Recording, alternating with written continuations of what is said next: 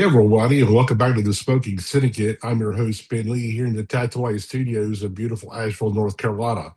And for this roundtable, we're going to be taking a look at one of the classics that's been around for quite a while, and that is the Padron 3000 Maduro.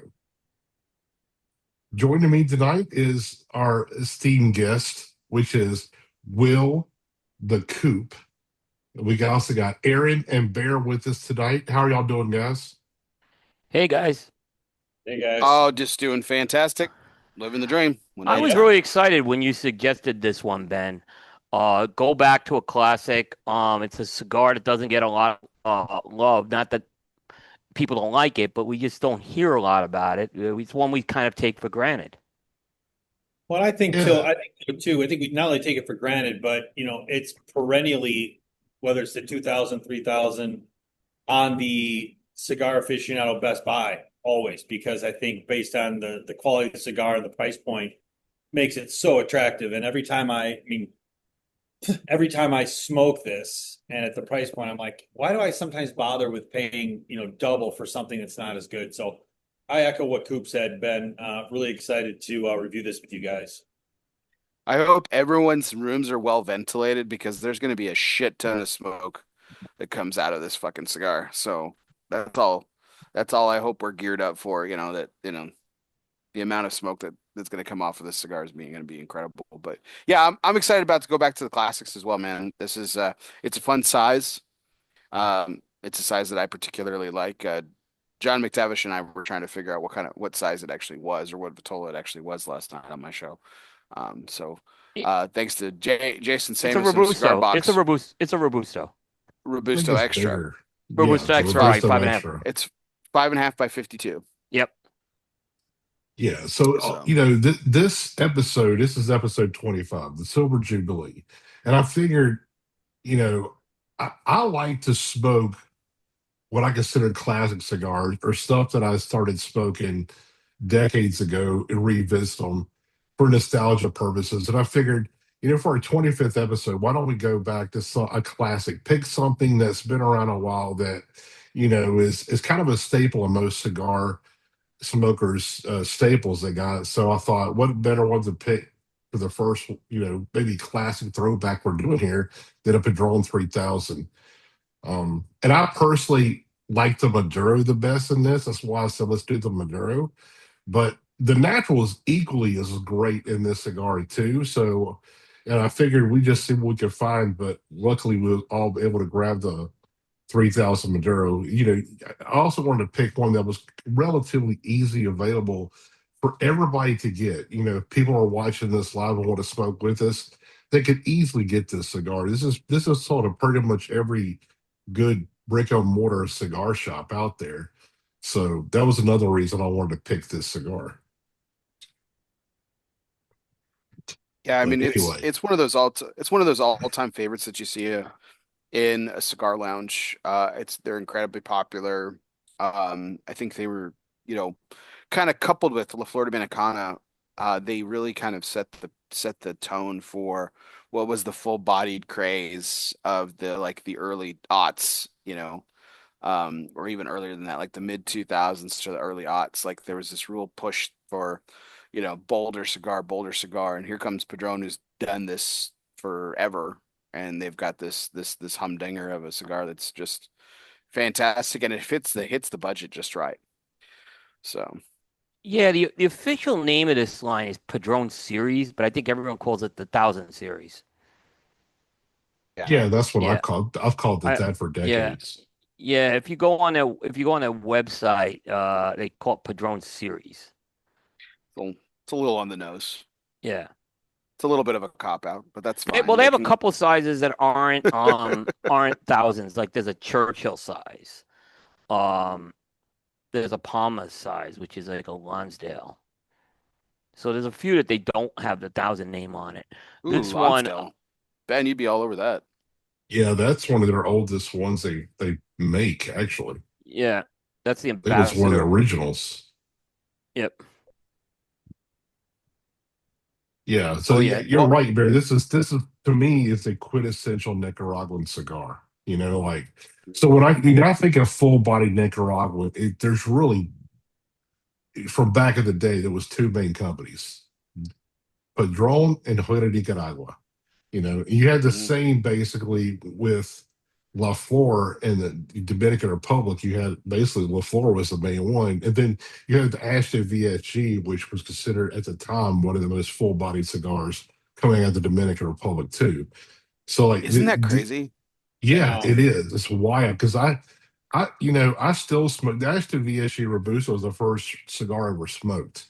And even then, I didn't really consider it a full bodied cigar, but definitely by today's standards, it's definitely not a full body. I'd say it's more medium than anything, But back then, when your average, normal smoking cigar that people would pick up would be like a Ashton Classic or, a Monty Classic, which was or super mild by today's standards, that Yeah, would and not definitely be a full bodied smoke.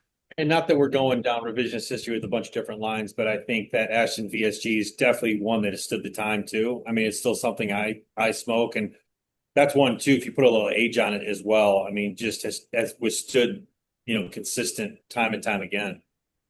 Oh, Yeah. I absolutely. mean, I saved up years ago for a box of Wizards because that one comes in a larger box because, Ashton's weird. And yeah, I mean I still have some of those cigars and they smoke beautifully. Yeah, So that now foreshadowing, that will be another classic cigar that we'll revisit coming up probably sometime this year. Because it's one that actually sells really great here at the BSG. We actually have one guy that he's a doctor and he comes and buys a box of wizards all the time. That's what he gets. That's why he had the wizard just for that one customer. He comes in about the whole box. But anyway, we're not here for VSG. We're here for the Padron 3000 Maduro. So I think Barry, you said you had this one pulled up, the all the yeah, stats on it, right? yeah, it's good. It's a Robusto Extra. We got a 5.5 by 52. Obviously manufactured in Nicaragua at Tobacco's Cubanica. Therefore the Padrones. The it's comical. The blender is actually undisclosed. But I think I think we all know who actually blended the cigar. Uh, um, you know, the Padron himself, the man himself, Jose Orlando Padron. But they're still listed as undisclosed. And also the blend information is also pretty generic as well too. The wrapper, binder, and filler are all listed as Nicaraguan. Um, Now, unlike the 1964 series Maduro, which everyone knows that's anyone who smoked a cigar knows that that's San Andres, but whether they want to admit it or not. This one I tend to believe that is it probably like a Nicaraguan Corojo or something like that. But they are just listed as Nicaraguan wrapper, binder, and filler. So very straightforward. I think that's obviously intentional. They really want to make it clear that this is a Nicaraguan made cigar, Nicaraguan Puro, and they want the tobacco to kind of stand on its own. Yeah, that's something in between our cuts. I'm going to revisit that topic, get y'all's take on that particular piece of information or lack of. Anyway, let's take a look at this cigar. Mine, it's actually got a pretty nice wrapper. A lot of these actually look kind of like rusticated, a little Yeah. bit Yeah, rough around the edges. But my yeah. sample actually looks quite nice and smooth. Um, Pretty impressed with same, that one. the same, and we got these from different shops. Yeah. Yeah, my So wrapper's good. The head is a little rugged, but my wrapper's really yeah, clean. yeah, I have a little, like maybe a little ruggedness by the cap, but nothing major. I Yeah. mean, in general, it actually, the wrapper punches up much more above its weight class, is what I'll just say for a cigar of this price. Yeah, Yeah, it's a really good looking cigar. I mean, mine's it's not a very it's not a soft box press, but it's not a sharp one either. No, And I kind of always liked the Padrones with their box press that they do. Our friend Jose Blanco hates box press because he said they never burn right. But I kind of expect that at this point. So I don't really care. Mine burn well enough. But this is a cigar that is always, I just love this shape. I love this box press. It just fits the mouth so easy when you're smoking on it. But I mean, it almost looks like a little chocolate bar. Mine, Yeah. it is so dark. Yeah. It's crazy dark. Yeah. And we should talk about the price of this thing. It's like around Yeah, I'm 12 curious bucks. on what the price is when y'all got yours. Yeah, $12.05. Okay. I got mine slightly cheaper because go figure, I bought a box. Oh no, weird. Yeah, I know. No. Yeah, I know. So I think, I don't know, $10, 10.25 or something. Some came out to something like that. So all about the same. If you buy 5-pack or a box, just not much different, but still I under didn't. $2. I did not buy a box. $9.09 pre-tax.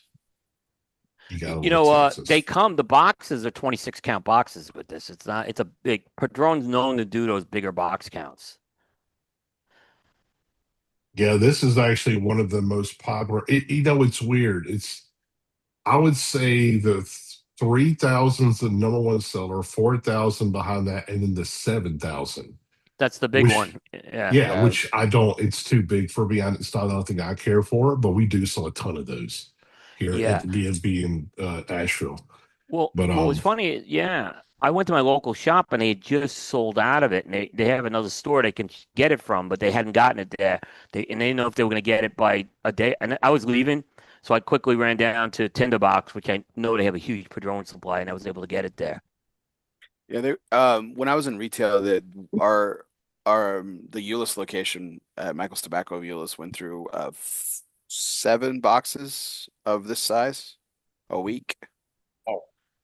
So it and was that's just a incredibly popular. testament to this cigar that, Barry, what you say you're selling, what I sell here at B&B Tobacconists, and Coop, you try to go in and they were sold out. I mean, Yeah, I don't remember when this cigar came out. I know it was a long time ago, quite a long time ago.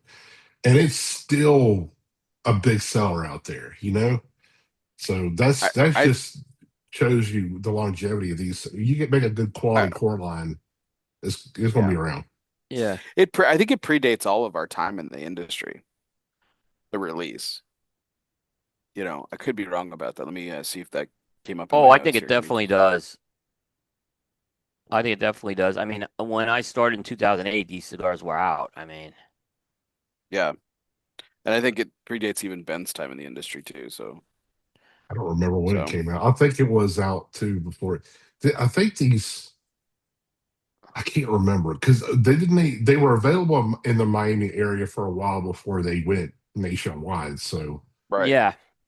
and I think that was early '90s. I think I can't remember. I used to know this, but anyway, Yeah, it's a long standing one, man. It's fantastic that it just goes to show you, man, that when Coop preaches about this all the time about just core, and when you have something that works, man, you can stand the test of time and exactly. just really work. So So So this, I I went think, ahead. predates 64. I believe this one predates the it 64. does Oh yeah, yeah, it I know predates that 60. for a fact. Yeah, Yeah. this is the Yeah, first. The only thing before this was with the Fumas, with the head of the little cigar with the gold Right. Padron label on it. Oh, yeah, yeah. I know what you're talking about. And I think that's technically part of this series. Probably. Yeah. I would have had to cut my cab. I was going to test it. The draw of this thing is perfect.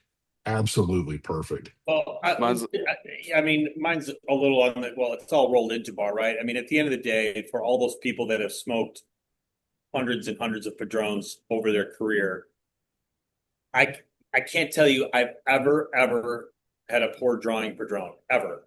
Like not a single one, maybe one off, like it doesn't randomly. exist. Oh, I don't think it does either. I just flat out does not exist. yeah. The peanut gallery just came in. Oh boy. Well, I just Well, Take. know that we'll probably get into this, but when I smoke these 1,000 series, specifically even this one over the 2,000, I have to be very careful on the draw because these things will smoke fast if you're not careful. yeah, they're insane. Like the amount of smoke production, like everyone talks about, like the smoke production that comes like off of Liga 9 or like even some of like the Perdomo cigars and stuff like this, like the per smoke production off of Padrón 1000 series, or the Padron series as they call it, is just it's unparalleled. It's unmatched. So, um, but yeah, I'm stoked. I toasted my foot. The of course the draw was perfect as well. Toasted the foot. You get a lot Yeah, of spice and a lot of oak and leather right off that aroma I right off the foot. I It's get fantastic. yeah, and I'm getting like that milk chocolate taste on the dry draw. Yeah, I do too. Yep. I get like a dry cocoa powder. Yeah. Yeah, I get that. A lot of earthiness and like some cedar too.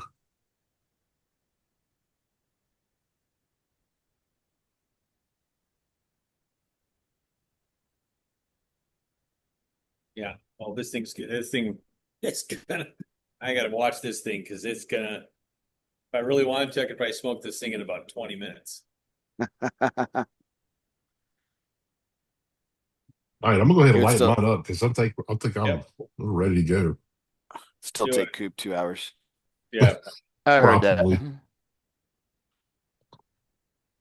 use my handy dandy skull lighter. It's gonna the official lighter of Nicaragua encased in it.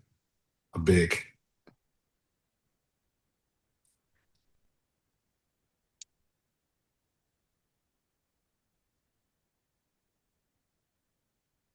Oh yeah. Never, never disappoints. Nope. Coop, you better light yours or you're gonna be about an hour behind us. No, I'm Yeah. I'm using my new Perdomo Pro Flame lighter.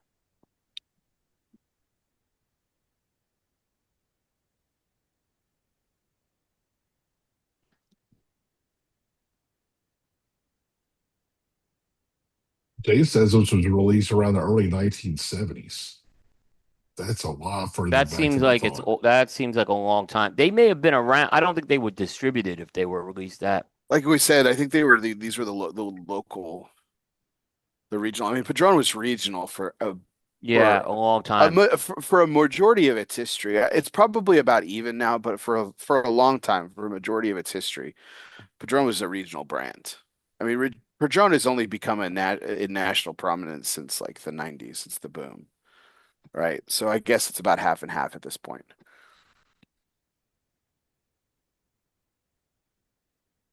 Yeah, I was referring to the peanut gallery of Justin. Ooh, Hey, Justin. Well, if Ben's on, Justin's got to come on to give him shit, Yeah. So it's He didn't tune into you last night, Bear. I mean, where was he last night? I think he was working last night. Pretty sure. Justin? working? Get out. No. Get the hell out of here. It was something else. I guarantee it wasn't working. Working on vacation, airplane, something. One of those things. One of the three. Watching a baseball game, There were some good games on last night. This is, I'm so good. Right out of the gate. Oh my goodness. I have a good friend of mine. We play a lot of golf together. We don't bring these on the golf course usually because we step on them or forget them or whatever. But every time we light up a 1000 series, he just looks at me and goes, "What are we doing?" And what he's referring to is, what are we doing buying cigars that are 17, 18, $20 that aren't as good? And we always go Yeah. back because it's like, for the price point and for what this cigar delivers, it's unmatched. It's truly unmatched. I will go head to head with any cigar that's $10 that's this good. Find me one. Yeah, it's one of those crazy things that I think that's kind of to Ben's point of why he wanted to do this for this particular roundtable, was that, like, you know, we say it till we're blue in the face. Manufacturers say it till they're blue in the face. The chasing for the new, new, new. But really, that's what it is, man. And when a majority of cigar smokers out there still smoke the same cigar all the time, and it's cigars like these that they're going back to, right? The Yeah, the the the absolutely. average the average Padron smoker doesn't give a shit about the 100th anniversary cigar. Nope. We do. They don't, right? Even the average Fuente smoker, as much as it pains, probably pains me to say this and pains Ben even more to hear it, they don't care about Opus.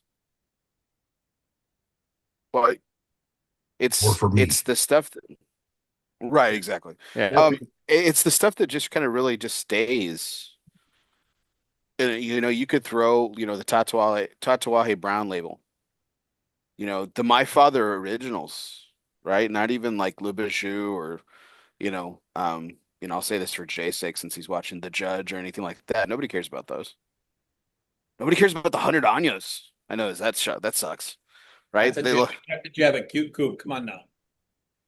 but Well, like that's what my point. Like the original releases, the oldest releases with some of these time honored brands, Oliva's the same way. There's more Oliva G smokers out there than there are Melania smokers. Oh yeah, you And you count the could O's. Holy crap, it's way off the and the chart. Yeah, and you could say, okay, well, Bear, you're doing price comparison. Like, yeah, a lot of it has to do with price, but a lot of it also has to do with how long they've been on the yeah, market. The market absolutely. penetration is an unreal. We were just mentioning a pricey cigar. Ashton VSG is not cheap. Correct. It's not inexpensive. It's not for the faint of heart, but like, I mean, that is, we joke around about it all the time because I freaking, I find it comical at this point. The Symmetry bombed because nobody cared. The Ashton smoker did not care. They wanted their white label and they wanted their VSG, and that's it. I would argue, on top of the fact that this cigar flies off the shelves, I'll argue the fact that not the newbie, because I think if you went to this straight away, it might be too strong, but the occasional smoker still either A, doesn't know about this or still doesn't smoke it. Guaranteed. Because I know a lot of guys that smoke cigars and I never see them smoke the 1000 series ever. And I'm like, you guys, you're missing out. I mean, truly are. If you went to it and saw what you paid for it, you'd be blown away. And I still think there's a population that doesn't know, either think about it, go to it, or just doesn't pay attention to it. I mean, I forget about it. Right? Bear, last night you did your show, the cigar death match. Hmm. This can compete with so many cigars. It's unreal. Yeah. It's unreal. I mean, it can go it can go head to head against some like Dunbarton's, Foundations, Oh, Tatuajes even. oh yeah. Like, I mean, it's just as good, if not better than some of the more popular cigars that are on the market today, right? I mean, Oh yeah. And when I was saying it was out of stock at my local store, that's because it sells. And actually it had just sold. I mean, it wasn't like they were backed on this thing at all. They have actually multiple stores and they switch stuff from the stores. So it's because these are just staple cigars for some, and my local store is very much a blue collar store, and they like cigars in the $8 to $12 range. It's the yeah. same here in Nashville. I mean, Yeah, most of the cigars we sell, are in that same price range. yeah. But Well, like, anyway, there's I a was reason like, like there's a reason you guys care and do really well. Like Grand Habano does really well at your store, Ben, is because of oh, that, huge, yeah. Those because of are that price those. point. I mean, we sell the crap out of those. I mean, it's unbelievable how many of those we sell. Let's talk about You, what we're getting on the first part of this cigar, because I'm getting up there already. I can't quit puff on this thing. I'll be totally honest. That's my problem. Coop, what are you getting out of this cigar right I'm now? I'm definitely getting chocolate notes. I'm getting earth notes. A slight amount of pepper. Um, there's a sweetness. It's kind of an anise type of sweetness I'm getting. Um, So and it's got some body to this cigar right out of the gate, is what I'm gonna tell you. So, it's closer to medium to full right out of the gate with this. Yeah, Aaron, what about you? Um, Kind of going back off what I got a little bit on the dry draw. It's like cocoa powder, Yeah. the Hmm. dry cocoa powder. There's a little bit of an earthiness to it, I think, but there's like a toasted oak, like a Mhm. toasty wood oak to it, and then Yeah. it's definitely like we've talked about in other cigars. This is the epitome of black pepper. Like it's not a black pepper Yeah. bomb, but if you Right, want but to there's compare, black pepper. Yeah. if you want to compare white pepper versus black pepper, this is black pepper. So like kind of a mild black pepper with that toasted oak with that like dry cocoa powder. I mean, it's medium all day long. I mean, it's almost medium plus already. I mean, it's not something that I would necessarily recommend for a cigar out of the gate in the morning, but some might. But that pepper, you're right. There's a pepper component. I get it on the retrohale, but it's not one of those sharp peppers that's gonna like burn your nostrils out. Yeah. Bear, what about you? What are you getting out of it?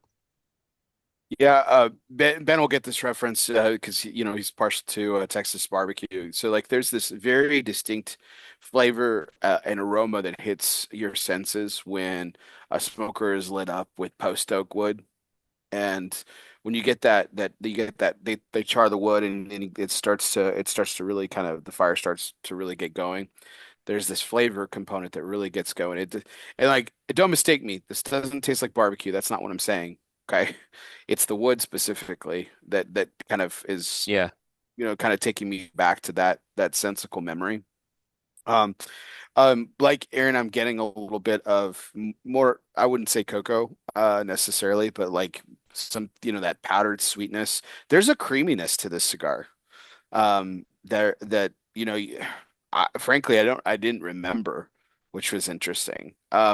I also remembering the construction being a lot messier. So far I know we're only supposed to be a few puffs in, but like we've been talking about, the cigar burns and the cigar runs all day. And the ash is pretty solid. It's a lot solid. More solid than I remember. I remember thinking when you guys were like, we're gonna do the 3000, I'm like, shit, I better wear a shirt I don't give a shit about. Because Mine's holding great. yeah, the ash is typically. I remember the ash being a lot messier, which did never took away from the experience of enjoying it before. But there is and I am getting a little bit of that annatto seed that you're talking about, Coop. You mentioned Yep. anise, but I would say it's more Yep. annatto for me. I think you're right on It's a that. Yeah. little bit more spicy, but a little bit of that hint of bitterness. Yeah. It's Yeah, I get it. balanced. It's It's bound. balanced. And the draw. Oh yeah. So box presses could be too loose with the drawer for me. Not that they're loose, but I like my drawer with the milkshake drawer. This drawer is spot on. Yeah. Mine is the same way. Draw is spectacular. Yeah. The burn is really great. That Oh yeah. mascara line is on there, which is something Jose Blanco taught me to look for many, many, Hmm. many, many years ago. It's weird that the ash actually looks whiter than the cigar is. That's just weird, or an optical illusion. But Yeah. what I get out of this, I do get that cocoa powder, like Aaron was talking Yeah. about. I get that the when you I was thinking oak. As soon as Bear mentioned post oak, that flooded right back into my head, Yeah. being back in Yeah. the amazing Republic of Texas. Um, that char from that post oak, like when basically when you do barbecue or smoking, not really barbecue, do smoking, you smoke meats in Texas. This post oak or mesquite. That's kind of what you use, right? A little bit of hickory every now and then, but mostly it's post oak. And I still try to use that here in North Carolina. It's like I fix this North Carolina barbecue. It's the proper way. But it does have that really unique aroma and flavor profile with that. Now I do get some rich earthy flavors along there. And to me, I get a little hint of leather every now and then, but that sweetness, what it brings to mind for me is like a brown sugar, like that turbinado sugar. It's kind Yeah. of what that Yeah. reminds me of that I get, and it's fantastic. Now this thing to me, it's probably me, but mine's burning a little fast. But I honestly think it's just me. I can't quit puffing on this thing Yeah. because I Yeah. genuinely really like this cigar. You know what I got too? I mean, and maybe it's piggybacking off of your guys' sweetness. It's not like a burnt molasses, but it's like a molasses of sorts, right? So that's the kind of the Yeah, sweet I get. It's like a thick, like a syrupy molasses is kind of the sweetness component that I get along with everything else we've been talking about. Yeah, what I kind of think of, it is something that we make back home is actually sugarcane syrup, right? It's really thick cane. It's cane. We call it cane syrup is what it is. And it's not as sweet as maple, right? It's got a little bit of, it's somewhere between maple syrup and molasses, right? It has a little bit of bitterness, but it's still really, really sweet because it has a Yeah. high sugar content. Yeah. But nobody's going to understand that probably unless you're from South Mississippi or Louisiana. You probably don't, or parts of Florida. You're not going to know what the hell cane sugar syrup tastes like. So, closest thing I could think of that's readily available that people might understand is like that brown sugar that I has that I kind I of see that molasses in now. there. Yeah, I could definitely see that. Yeah.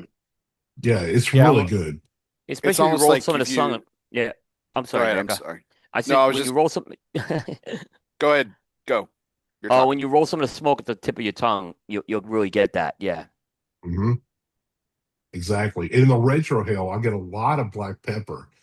I get that black pepper and woodiness, but I get a lot of it. What's crazy enough is I get a lot of black pepper, but it's not stinging.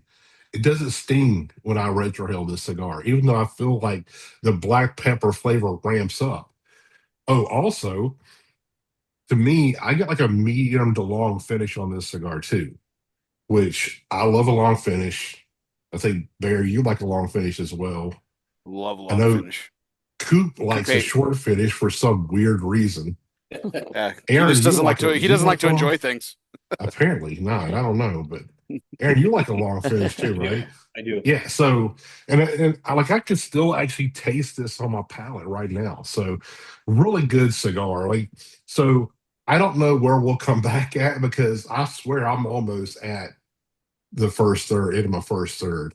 So, Before we anyway, before we we'll take be our break, yeah. do a trick, guys.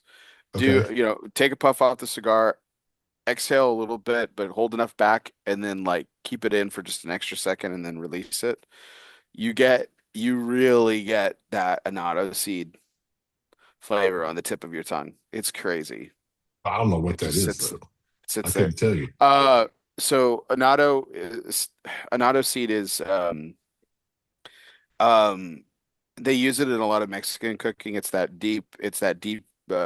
when it's that deep red seed that they kind of make into like a block, and then they use it for like sauces and stuff like that. I'll send you a text here. I don't have the ability to share my screen, but I'll pull it up and I'll tell you what I'm talking about when we I come back. think I've seen that when I lived in Texas in stores, but I didn't know what it was. So, and I might, obviously, I'm sure I've had it, but I didn't know what I was eating. I didn't know what it Gotcha. was. But yeah, anyway, we're going ahead. We're going to take a break here for our YouTube edit, and we'll be back. Honestly, I'm not really sure yet if it's going to be the first third or the second third, but anyway, we'll be back soon. So stay tuned. Hey, everybody, we're back. We decided to just skip the first third because we were almost at it whenever we went off the second time or the first time here. We're going straight and give you our impressions of the second third. Bear, what did you get out of the second third at the end of the first third? The second third, I had a lot more of that toasted oak that we talked about, very reminiscent of post oak smoke, as well. The annatto seed tended to faded a little bit for me, even with the little trick that I suggested at the end of the first third. The creaminess also kind of faded as well. I really liked the um, I really liked the creaminess, how the creaminess for me kind of stayed as well too. Black pepper kind of picked up a huge notch, as well as the kind of the sweetness that we were talking about, kind of like the powdered sweetness. Um, and for me, it continued building on what that first third kind of established, with some fading of it. The great news is too, like um, with that Odyssey that tended to have just a little slightness of the bitterness. It really faded off in the second third for me. So there hasn't been any bitterness. So I'm really interested to see if how hot this last third gets, and what it'll be in store, and if this cigar will actually, you know, go wire to wire here. Nice.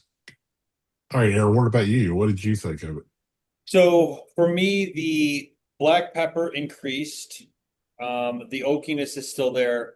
The sweetness died down. The creaminess kind of died down a little bit. What I got a much, especially when I did kind of that retro, keep in the mouth, kind of exhale retro, a big increase in leather. I got a lot more leather component to the cigar that I didn't get in that first third. Um, Overall flavor profile, not a ton different. But like I said, the pepper body, oakiness is kind of ramped up along with the leather, and then some of that creaminess and sweetness died down a little bit. But burn, draw, just consistent as can be. Yep, I agree with that too. Coop, what about you? Those cocoa powder or chocolate notes, there's some coffee mixing in with this right now. So it's creating that mocha flavor. So I'm getting some of that sweetness with some of the coffee bitters. It's not overly bitter by any means. I still get some of the annatto seed bear on this as well. The pepper has picked up for me on this as well. So I'm getting more. The pepper's a little sharper, definitely on the retrohale at this point as well. Yeah, Yeah, for me, coffee is a I good. would I would say I'm kind of more getting what Aaron is getting. Like, so I get it really hasn't been a massive change for me, right? This is not an overly complex cigar in the least, right? No, So I still get that like cocoa powder, but it's more in the background, like it's an accent note, right? So to me, right now, the backbone, the framework for this cigar to be is that post oak, um, black pepper, and I still get a little bit of that brown sugar sweetness. yeah, I I get still some of get that too. I get a little bit. It's not as strong as it was in that first third, but I still get it. The black pepper has ramped up some. I am getting more of the leather now than I was getting in the first part of it. And Coop, every now and then I was getting the same way you with the coffee. And it's not a very strong coffee note. It's almost like it's Yeah, like the fresh brewed coffee, right? It's not like an yeah, espresso bean or nothing like that. But it just kind of comes and goes, right? Like it just not. I kind of didn't even want to bring it up because I don't get it a lot, but I every now and then I get it. Retro Hell to me has not changed. It is still black pepper and that oak. That's what I get on the Retro Hell. Still long finish. Burn is fantastic. Let's see, there it is. I mean, it's still, I mean, it's wavy. It's a damn box press. It's not going to burn straight, but that mascara might be line is pretty still good. kicking. Might be You pretty know, good. Yeah. the draw is fantastic. Yeah, it's going exactly like the thousand others I've spoke before. It's no different, you know. So anyway, we'll go ahead and we'll pause it right here for YouTube, and we'll be back in a second to let you know what we thought of the final third, our overall impressions, and we'll score it or not. I don't know. We'll see. We'll see in a minute. Hey everyone, we're back. We finished. We're at the end of the final third of the end of the cigar. So we're gonna go around and give you our final impressions, and we will score this cigar. So, Coop, why don't you start us off? What'd you think? Um, no crescendo flavor. Did get a little more bitter towards the end. Not terribly bitter, not terribly off balance. Still a lot of the other flavors I was getting from this. It didn't lose its sweetness really. Um, the pepper kind of leveled off for me, at least in this last third. But like I said, it tended to, those bitter coffee notes became a little more prominent than maybe in the second third. But nonetheless, like I said, not a crescendo flavor, but not a horrible crash landing here by any means. Uh, Performed very good. I would say it maintained. I had this cigar medium to full the whole way through. In terms of strength and body, it uh it burned well. The draw was really well, so it finished nicely. It didn't finish great, but it finished nicely. Is what I'll say. Yeah, Bear. What about you? Yeah, I mean, same here. There are no crescendo of flavor. It did get a little hot for me here at the end, but very A little, but it very was time to put it down when it but yeah, happened. Yeah. it was literally late in the game. The bitterness kind of creeped in towards the back end, the front end of the final third too. Again, nothing terribly off-putting. It did affect the balance a little bit, in my opinion. It did affect the score too, which we'll get into in just a little bit. But again, nothing so egregious to where like, it affected my experience with the cigar. This is a classic, man. It's a classic for a reason, and it's gonna be a cigar that I can reach for. It's always gonna be dependable. It's always gonna be consistent. And it's just like I remember, man, every single time. And that's what you want in a classic cigar, man. That's what you want with these cigars that stand the test of time. You light it up, you know what you're getting every single time. So the toasted oak was really the star of the show. Really kind of nostalgic. Really took you back. Really takes you back to, lighting up some post oak wood, at a good old fashioned barbecue. And for me, the thing that kind of really surprised me that I really paid attention to this time over the last few times that I smoked it over the years is the creaminess kind of jumped out to me as a surprise. It's something maybe that I didn't really notice before, that I really enjoyed. So Nice.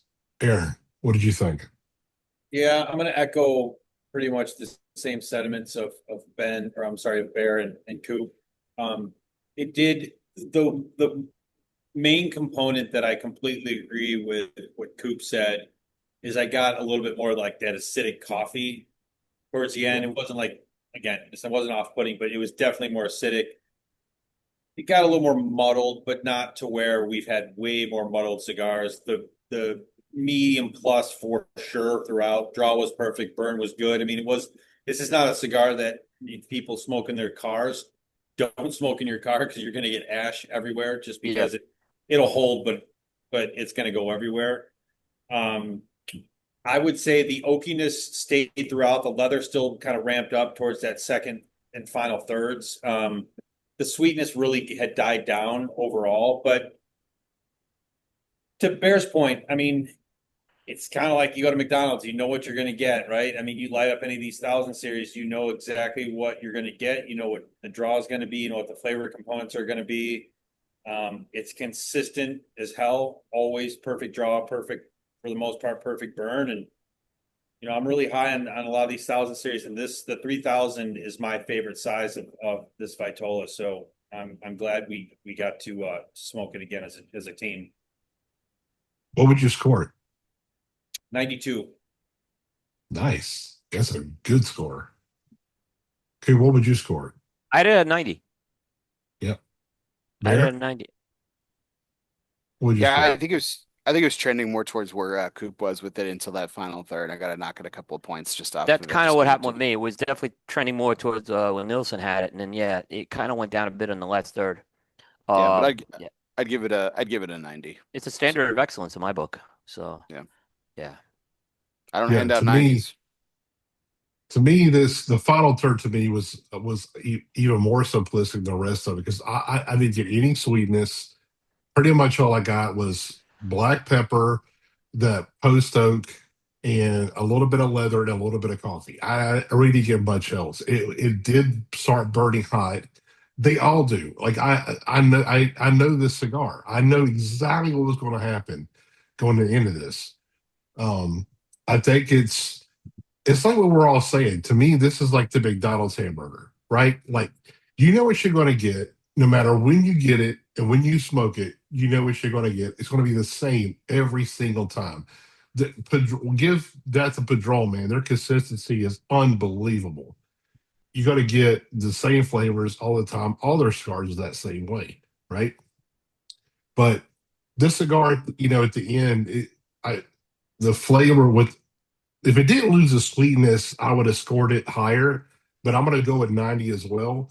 I think it's a fantastic cigar, but that final end, it just gets to where it's too linear, where it's just spice and wood and not much else. Like I got the leather and the coffee is there, but it's just kind of faint in the background. So mostly what I'm getting is woody and spicy, and that's it, right? Um, it's a solid cigar. We all agree this is a solid Hall of Fame cigar. It's a staple. It should be a staple in everybody's humidor. unless you just like mild stuff. This is not, because to me, this was a full-bodied cigar from beginning to end. Long finish all the way through. I could even still taste it on my palate right now. Really, really outstanding cigar. It's hard to beat a Padrón 1000 series, but I think we covered it pretty well. Go ahead, Coop. What you gonna say? Is this the highest scoring cigar we've had? Probably. I don't Yeah, remember. on Well, average. yeah, No. we had 4 tonight, but I don't know if it's rare we've had four cigars over 90 or above. Yeah. 4 people scored 90 or above. I don't know if it's the highest, but it's up there Yeah. as a coalition average. It's up there. Yeah. I'm not real sure. That's an interesting experiment to figure out. Yeah, I was gonna Yeah, say, I think that wasn't the, I know I scored really high was the Giant Tobacco, and I think we all gave that one pretty high as well. Yeah, it was pretty close. Yeah. Just will kill that soon, probably too. Oh, Anyway, please like, comment, subscribe if you're watching us on YouTube. Follow us on Facebook. And on that note, we'll see you next time. We'll probably have another one coming up, release another roundtable. So keep watching on the socials. We'll let you know when the next one will be. Appreciate it. See you later.